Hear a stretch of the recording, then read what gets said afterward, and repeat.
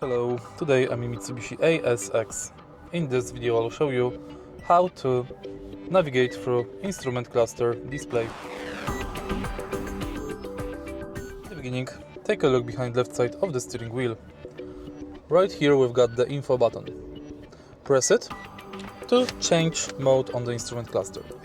We can find here trip A, trip B, service info, range, fuel consumption, speed, and back to trip A. Also you can check coolant temperature, current gear, and fuel tank capacity.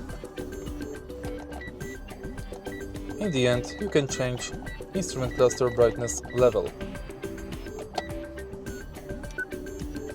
If you find this video helpful, please leave like, comment and subscribe.